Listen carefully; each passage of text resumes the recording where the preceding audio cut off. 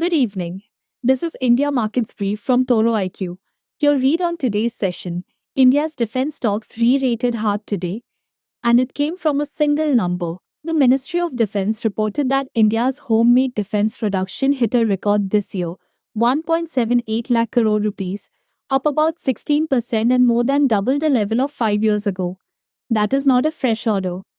It is a production figure, but it turned the Make in India defense story from a slogan into a number, and it lifted the whole listed group. Para's defense closed up about 6% at an all-time high. MTAR Tech, Data Patterns, Astra Microwave, Hull and BEL all rose with it. Here is where the market closed today. The Nifty 50 finished at 24,086, up about 0.5%. That cleared 24,000 for the first time in this rally on a fourth straight-up day. The Sensex and the Bank Nifty rose above the theme, and the buying was broad. Mid-caps and small caps both did better than the headline, so this was not a narrow move. The shape was cyclical and pre-Fed. Cycle 69 pre-Fed.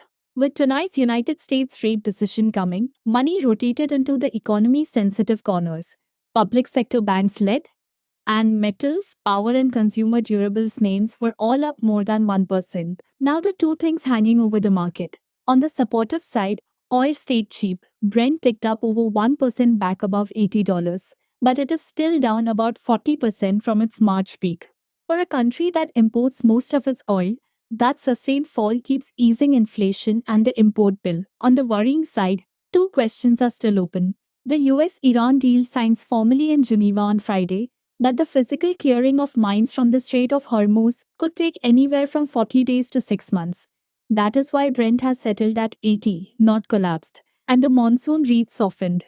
Early June rainfall ran about a quarter below normal, with a dry spell risk later in the summer. Now the movers. The other big gainer was Trent, the Tata retailer, up about 7%. This was not a fresh result. It was the market finally re-rating its strong fourth quarter numbers from late April, when revenue rose about 20% and profit 30%. The stock has now rebounded about 40% of its March low. The standout fall, on a day when almost everything else rose, was Tata Motors' passenger vehicle arm, down about 8%. The trigger came from Jaguar Land Rover's Investor Day, where the guidance for next year disappointed. JLR pointed to a thin profit margin of about 4% and cash flow barely at break-even. Because JLR is roughly 45% of the value of that entity, the weak outlook dragged the whole stock down. Here's what struck me most about today. The foreign buyers came back for a second day, but only just. Foreigners bought about 100 crore rupees of Indian shares. Domestic institutions bought about 1500 crore, 15 times as much. So the move above 24,000 is real, but it is still being carried almost entirely by domestic money. The foreign buy tone has held, but it has not yet formed. That is a single thing this rally still lacks. And it is why the next day or two of flow data matter more than the index level. Now, what to watch? It is all overnight and into the rest of the week.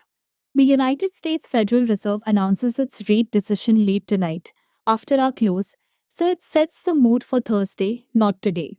It is the first decision under the new chair, Kevin Warsh, and a hold is almost fully expected, so the language will matter more than the number.